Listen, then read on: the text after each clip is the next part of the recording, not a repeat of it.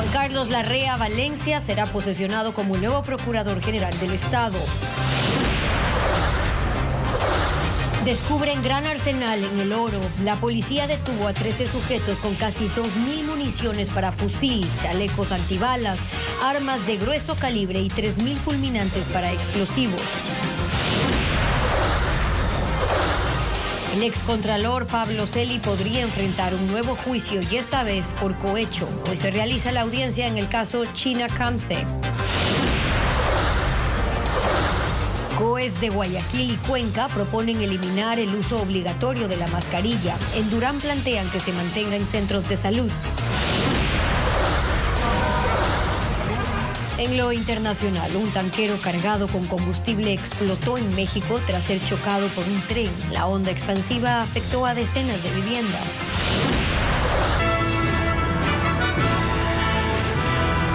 Amigos, muy buenas tardes, bienvenidos. Una nueva emisión junto a ustedes aquí en Televistazo y listos con las noticias destacadas a esta hora. Juan Carlos Larrea Valencia será posesionado como el nuevo Procurador General del Estado. Fue designado la noche de este jueves por el Consejo de Participación Ciudadana. ¿Qué tal, Gaby? Hola, Estefi, amigos, bienvenidos.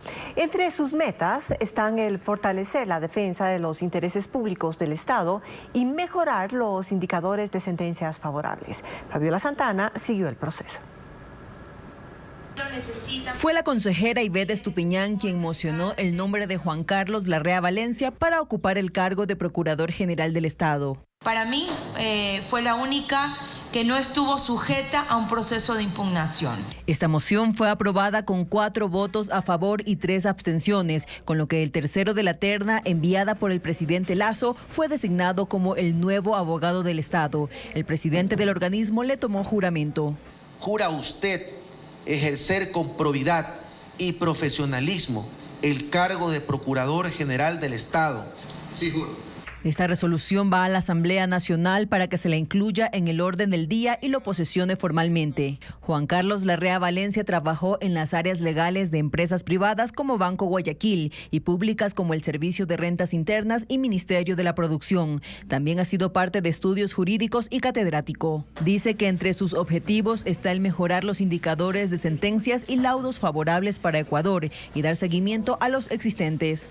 Del caso Perenco, del caso Oxy y del caso Chevron. En el caso Oxy, por ejemplo, ya lo que toca es insistir con el tema de la repetición. En los otros 2 casos todavía tenemos opciones jurisdiccionales que podemos intentar en temas internacionales. También buscará mecanismos para recuperar los activos producto de actos de corrupción y retomará la iniciativa de ley de repetición. Vamos a ver por qué no está avanzando en la Asamblea. También tenemos el anteproyecto de ley orgánica de la nueva ley orgánica de la Procuraduría. Finalmente aseguró que se enfocará en el acompañamiento de decisiones públicas para evitar nuevas demandas contra el Estado, que a la fecha suman 57.000 millones de dólares según Procuraduría. Y en la Corte Nacional de Justicia se instaló la audiencia preparatoria de juicio por presunto cohecho en contra del excontralor Pablo Celi, su hermano Esteban y el recientemente extraditado Pedro Saona y la empresa china Camse. Se trata de un proceso derivado del caso Las Torres. La Fiscalía prevé presentar su acusación por el supuesto pago de 1.3 millones de dólares en sobornos para perdonarle glosas a esta compañía. Nos informa Jackie Rodas. El excontralor Pablo Celi, quien actualmente enfrenta el juicio por posible delincuencia organizada en el caso Las Torres, podría ser llamado a un segundo juicio por cohecho en el caso China Camse. Hoy, en la Corte Nacional, empezó la audiencia preparatoria en la que la Fiscalía tiene previsto presentar su acusación en contra de Celi, su hermano Esteban, el recientemente extraditado Pedro Saona y la empresa China Camse a través de su representante Yang Liam. El abogado del excontralor pidió que se declare la nulidad del caso. La Fiscalía no ha logrado probar hasta la presente fecha nada con referencia a Pablo Celi, nada con referencia a la entrega de dinero. Es decir, esto solamente es un proceso para llenar de publicidad un caso y tratar de obtener algún tipo de sentencia en el proceso principal. Según la Fiscalía, los acusados conformaron una estructura delictiva para cobrar sobornos a la empresa Chinacamse, constructora de varias megaobras, a cambio de desvanecerle millonarias glosas en Contraloría. Específicamente en el contrato de la plataforma financiera en Quito, el entonces Contralor le perdonó a Chinacamse una glosa de $22.6 millones. 2 meses después, existe una transferencia de 1.3 millones por parte de Chinacamse a la empresa Ligalcont, perteneciente a Pedro Saona, tío político de Esteban Celi. Al momento, el juez Luis Rivera sigue escuchando los argumentos de las partes. Si los procesados son llamados a juicio, el caso subirá a conocimiento de un tribunal para que sean juzgados. Más de 5.200 millones de dólares ha entregado el Estado entre créditos y asignaciones a gobiernos autónomos descentralizados. A eso, según el ministro de Economía, se debe sumar el pago de distintas deudas que se arrastran desde el 2008. Pablo Arosemena contó además que en el 2023 el déficit fiscal continuará a la baja y quizá caigan también algunos impuestos. En conversatorio con la Asociación Ecuatoriana de Radiodifusión, el ministro de Economía, Pablo Arosemena, señalaba que la recuperación de la economía se evidencia en la cifra de ventas con la que se va a cerrar este año. Las ventas en el Ecuador van a superar los 200.000 millones de dólares. Nunca antes en la historia del Ecuador se ha vendido tanto, a pesar de un paro salvaje que duró 18 días y que costó, a decir del Banco Central del Ecuador, 1.150 millones de dólares. Y que las cifras de empleo han crecido, pero que eso lo anunciará después el presidente de la República. Pero sí puedo reiterar un dato que ya hemos dado, que son las afiliaciones a la Seguridad Social. En el último año han crecido en 130.000 nuevos empleos afiliados a la Seguridad Social. Arosemena señalaba que los empresarios están optimistas. Al gobierno no es que no le importen las encuestas, es que solo hay algunas que le importan. ¿Saben cómo está el índice de confianza empresarial? En el nivel más alto, 1.675 puntos. Nunca antes ha estado tan alto. El índice de confianza empresarial, que son encuestas anónimas, digamos, la gente puede contestar lo que le da la gana. Cuando se le preguntó a Arosemena qué estaban haciendo con la plata, respondió que pagar las deudas que les dejaron los gobiernos anteriores. Nosotros estamos pagando este año 300 millones de dólares, pagamos ahora de septiembre a diciembre. ¿Por concepto de qué? De IVA. El Estado le debía a la Seguridad Social por concepto de IVA desde el año 2011. ¿Saben de cuándo es la deuda que estamos pagando de incentivos jubilares? Gente que se jubiló y que se le está pagando la jubilación. ¿De cuándo corresponden esas jubilaciones? Año 2008. 2008, por el amor de Dios. ¡Qué indolencia! ¡Qué indolencia que ha habido aquí! Y que han entregado más de 1.700 millones de dólares en créditos y que a los GATS les han transferido más plata que nunca. Solamente para infraestructura, agua potable, vialidad, saneamiento, no para gasto corriente, prohibido conciertos de reggaetón. Anunció que el próximo año el déficit fiscal continuará bajando y quizás también algunos impuestos. Y el próximo año será la mitad, alrededor de 1.100 millones de dólares el déficit fiscal. Nuestra visión es recaudar más sin necesidad de subir impuestos. E inclusive, anticipo que hay ciertos impuestos que los tenemos en la mira, impuestos a los consumos especiales. Pero esa es una idea solamente. Que nadie se entusiasme todavía. Y 13 personas fueron detenidas cuando aparentemente trataban de ingresar a la fuerza a una zona de pasaje en la provincia de El Oro para cometer actividades de minería ilegal. La policía decomisó una gran cantidad de armamento y Fabricio Lapo nos trae ahora los detalles. 13 sujetos armados con fusiles fueron detenidos en Pasaje, provincia de El Oro, luego de que la policía fuera alertada por moradores del sector de Playas de Daucay. Allí se encendieron las alarmas tras la aparición de una camioneta en los exteriores de la mina La María. Los aprehendidos fueron hallados con un arsenal de municiones y explosivos. De acuerdo a la información policial, estas personas habrían sido desalojadas de esta área en días pasados y este jueves pretendían ingresar a la fuerza, como lo explica David Zarango, jefe del operativo. Por versiones de la comunidad, las cuales indicaban que son personas que se llegan a adueñar de terrenos que no son de ellos para practicar minería ilegal.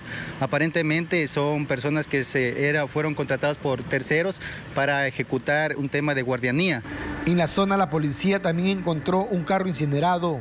Datos policiales revelan que 3 de los 13 detenidos registran antecedentes penales. Los agentes decomisaron 2 fusiles, 3 chalecos antibalas, 1.800 municiones para fusil y 3.000 fulminantes que serían utilizados en actividades mineras ilícitas.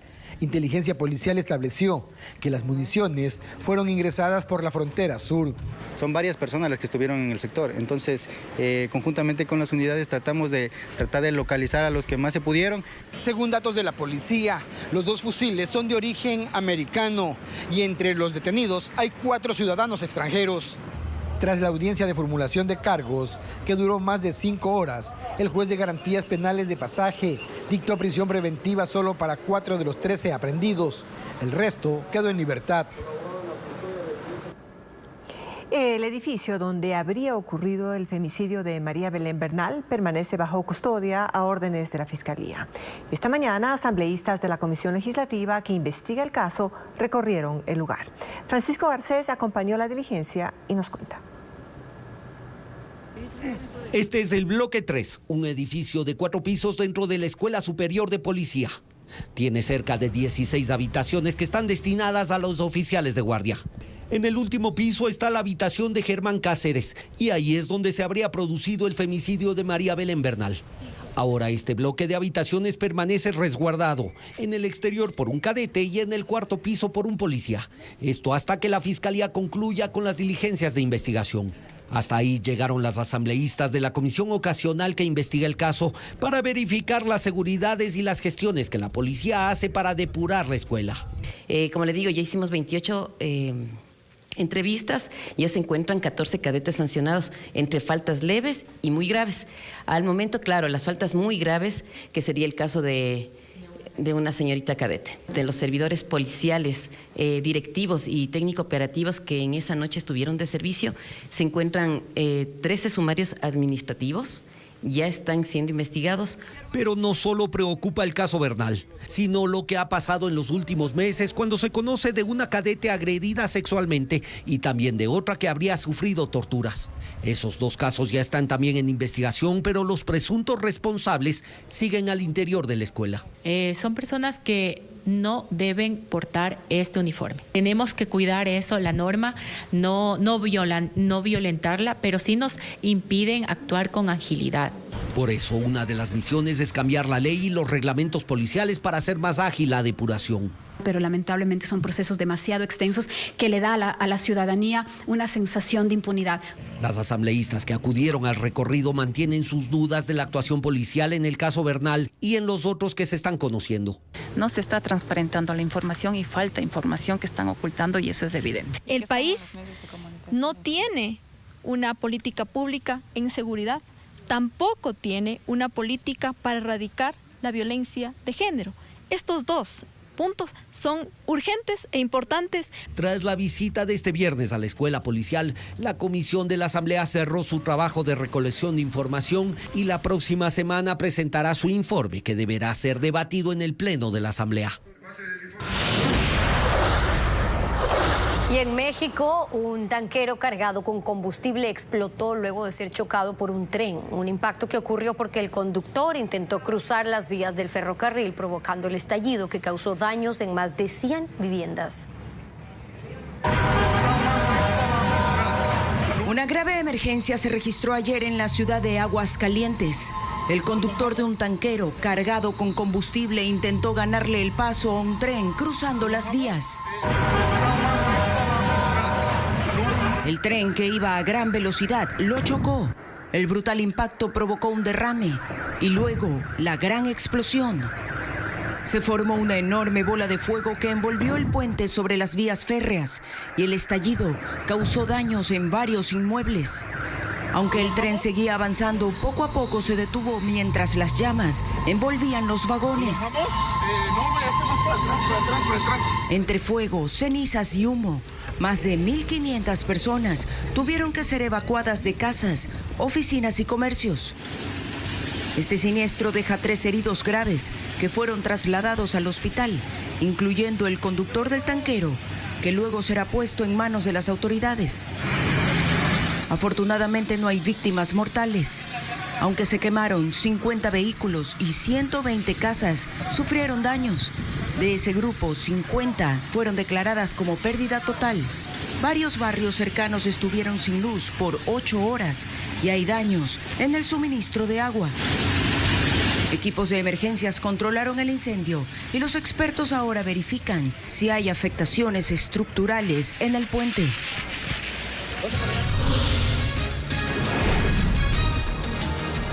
Vamos a la pausa y más adelante. En Guayaquil y Cuenca proponen suprimir el uso obligatorio de la mascarilla en todos los espacios públicos. Esto tras la decisión del COE Nacional de eliminar las restricciones por COVID-19. Ya regresamos.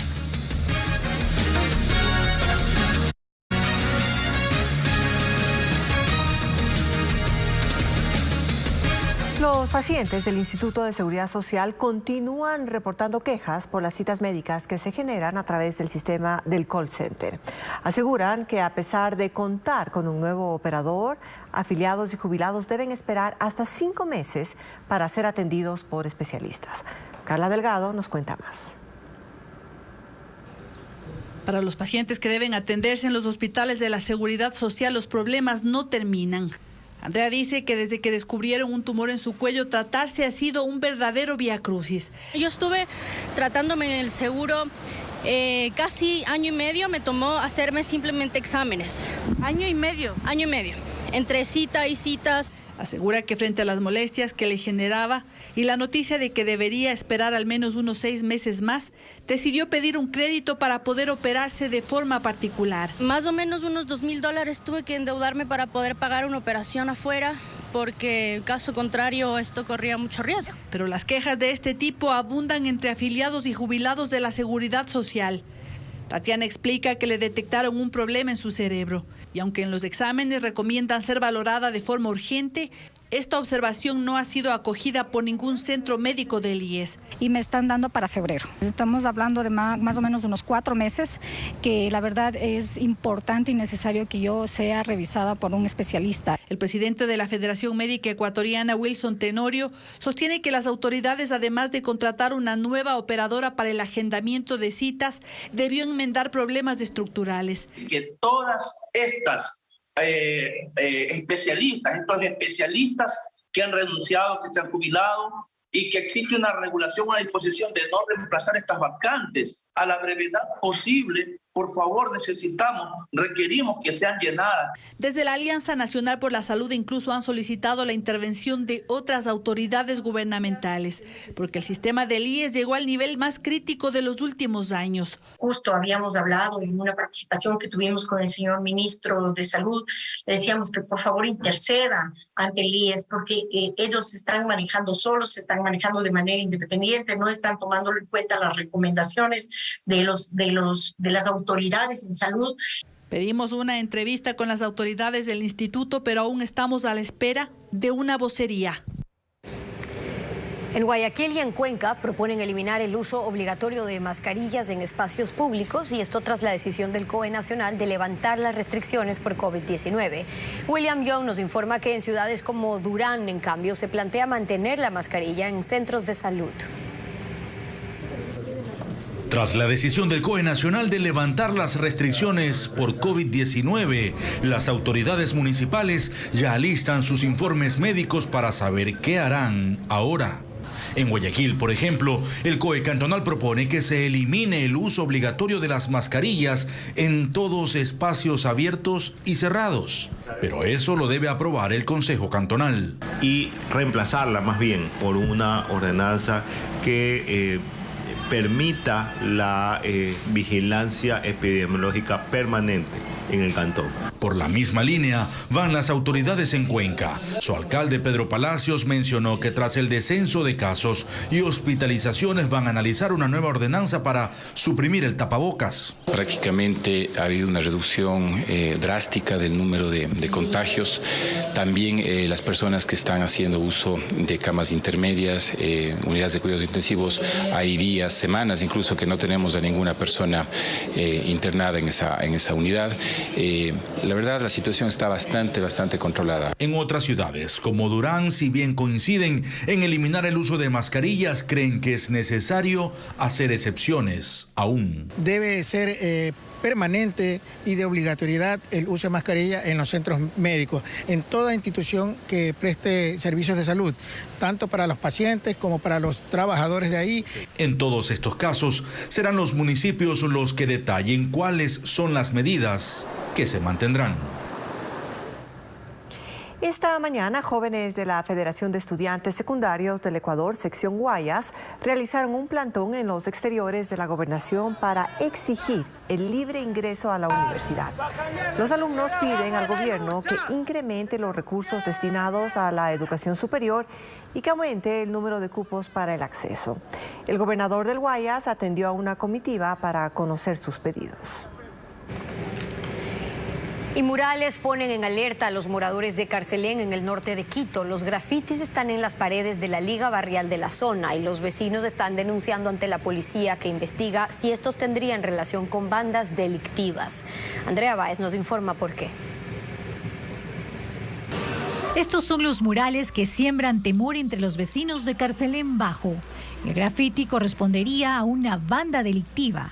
Nadie vio quién los pintó, pero todos están alarmados. El lunes estaba pintado solo de blanco, ya para el martes aparecieron los dibujos. Supongo que en la madrugada, porque en el día no nadie. La Liga Barrial conocen del tema, pero dejan claro que tampoco quieren denunciar por temor. Hace, ¿qué será? Unos 3 meses habían asesinado aquí, hace unas 4 calles, asesinaron con 9 disparos a alguien.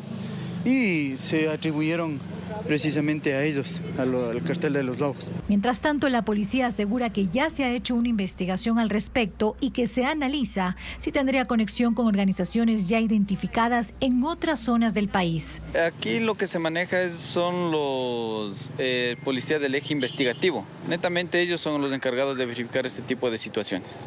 Mientras tanto, en el sector todos viven la inseguridad a la que están expuestos, pero prefieren no intervenir.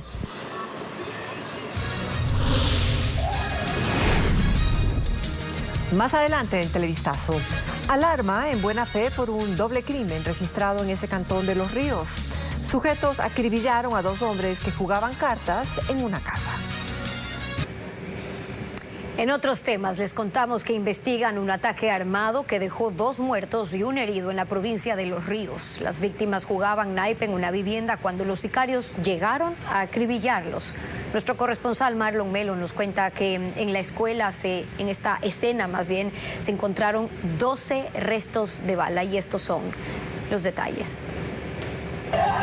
Hay conmoción en Buena Fe, provincia de Los Ríos, tras un doble crimen cometido la noche de este jueves. De acuerdo a información preliminar, los asesinos se acercaron a la ventana de esta vivienda y dispararon contra un grupo de personas que estaba jugando una partida de naipes.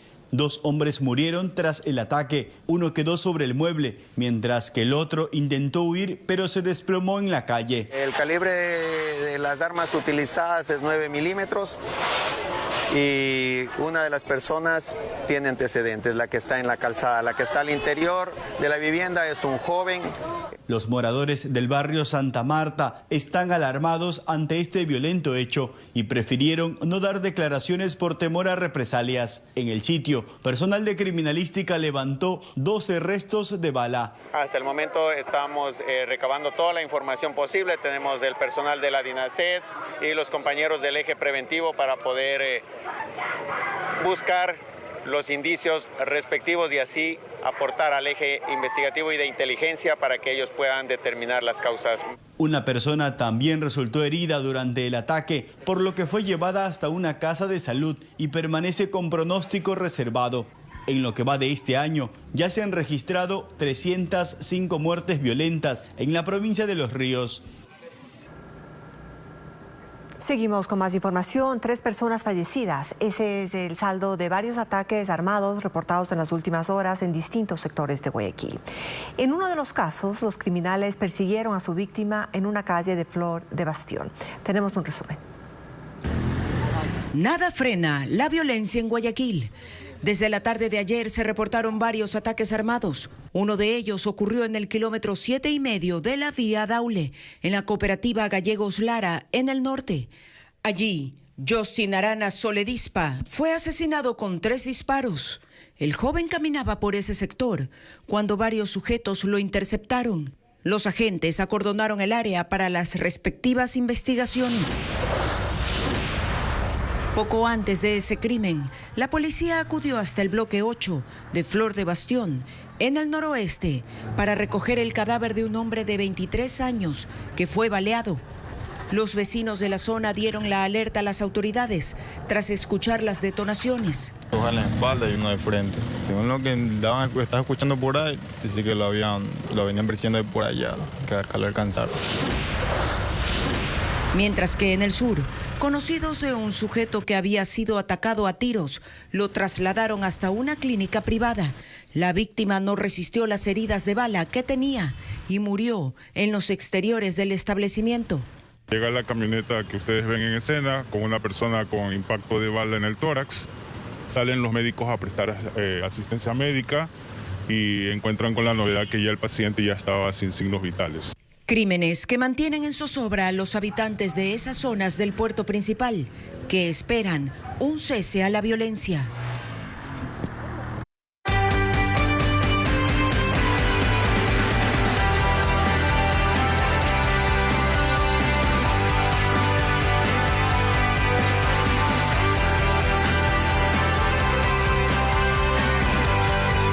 Ecuaterra.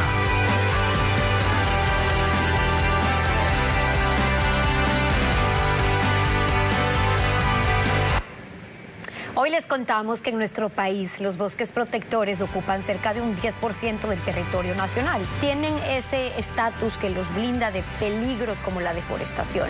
En la siguiente entrega de Ecuaterra, Fernando Terranova nos va a explicar cómo ayudar a conservar estos espacios. Fernando, te escuchamos. Adelante. ¿Qué tal? ¿Cómo están? La megadiversidad de Ecuador propicia que en nuestro territorio existan diversos sistemas de áreas protegidas. Una de las figuras más importantes y reconocidas es la de los bosques protectores, formaciones vegetales cuya misión es conservar el agua, el suelo, la flora y la fauna silvestres. Sin embargo, como suele ocurrir, estos espacios se ven amenazados por las actividades humanas. Veamos. En Ecuador existen 202 bosques protectores que abarcan una superficie de más de 2 millones de hectáreas, es decir, cerca del 10% de todo el territorio nacional. Visitamos el bosque protector Cerro Blanco. Estamos a las afueras de Guayaquil. A las afueras de Guayaquil, kilómetro 16,5 vía la costa. Es un bosque protector, es decir que tenemos exactamente regulaciones para proteger un área específica del parche de bosque. ¿Cuáles son un poco las amenazas también? En el momento en que la gente ingresa no para hacer turismo, ingresa para hacer cacería, hacer tala. Sucede, ingresan y se llevan pichones de ciertos nidos para venta ilegal, por ejemplo, para tráfico de especies. Hacen un tema de invasiones, como hemos dicho, al momento en que ingresan, establecen sus áreas urbanas. Gran parte de la costa ecuatoriana es bosque seco tropical. Así es. ¿Cómo se desarrolla la fauna en este hábitat? Mamíferos medianos y grandes, tenemos alrededor de 16 especies. Es bastante para un área que se encuentra a 20 minutos de la ciudad de Guayaquil. Eso es cuanto a mamíferos grandes, pero por ejemplo los murciélagos tenemos alrededor de 30 especies registradas para este bosque seco. ¿30 especies de murciélagos? De murciélagos, así es. Solo en este parche que se encuentra cercano a la ciudad. Y además, nosotros también somos un área de importancia para la conservación de aves. Oficialmente son 240, pero para las plataformas digitales ya tenemos más de 300 aves registradas. Tenemos entre 24 reptiles y anfibios. Bueno, hablamos de insectos, no tenemos un número porque son demasiados, no se los puede contar a cada uno. Estamos hablando de una amplia biodiversidad y cada especie cumple su papel en la salud de los ecosistemas. Así es, cada uno de ellos tiene una función, no es simplemente el azar. El amor por la naturaleza es de familia. La hermana de Benjamín, Stephanie, es aficionada a la fotografía silvestre. Me encanta la fauna de aquí en nuestro país, o sea, realmente me siento como que afortunada de vivir aquí. Lo interesante de esto es que no es una foto que tú tomas de un objeto que no se mueve y ya, aburrido. O sea, hay un challenge, algo que te reta a un animal que se tiene que mover y tú escoges el momento exacto y eso me gusta. Ni ser un área protegida garantiza que sus especies de flora y fauna puedan desarrollarse libremente. ¿Cómo se ha sentido esa intervención humana en la fauna silvestre? En toda escala, en realidad, desde los más pequeños hasta los más grandes. Y, por ejemplo, un caso de uno de los más grandes que tuvimos, o que quién sabe si aún se encuentra, pero por lo menos ya no es tan común verlo, es el jaguar de la costa. Nosotros tenemos poblaciones en la Amazonía, pero de la costa está en peligro crítico. Quiere decir que el animal ya no es tan abundante como solía serlo y de hecho es bastante escurridizo actualmente. El último registro que tuvimos en cámara trampa fue en el año 2011. Desde hace 10 años aproximadamente ya no se registra este animal. Probablemente el animal o ya no sea tan frecuente verlo porque es más escurridizo, tiene un poco más de temor a lo que es el área como tal, o simplemente está extinto por esta zona. Algo estamos haciendo mal. Es decir, el humano está avanzando y está bien nuestro desarrollo. Sin embargo, siempre tenemos que tener en cuenta nuestra biodiversidad. En este caso, ya el jaguar tal vez no es tan común, pero aún tenemos ocelotes, tenemos jaguarundis, tenemos venados, que están ahí todavía, aquí y ahora. Y debemos tener en cuenta eso, que la naturaleza nos dice algo. Áreas protegidas que buscan conservar la biodiversidad natural.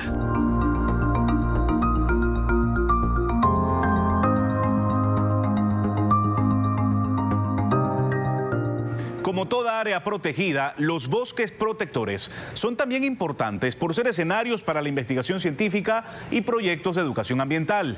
La próxima vez que visite uno de estos sitios, recuerde hacerlo con responsabilidad y recordando que es el hábitat de una infinidad de especies de flora y fauna. Es todo por hoy en Ecuaterra. Volveremos el próximo viernes con más planteamientos ambientales. Hasta entonces. Y como todos los viernes, les invitamos también a que en este mismo momento tomen su celular y que puedan escanear el código QR que aparece ahora mismo en nuestra pantalla y ese los va a dirigir a nuestro sitio web en www.ecuavisa.com, porque compartiendo este contenido también logramos hacer la diferencia. Ecuaterra vuelve el próximo viernes con más planteamientos ambientales para ustedes.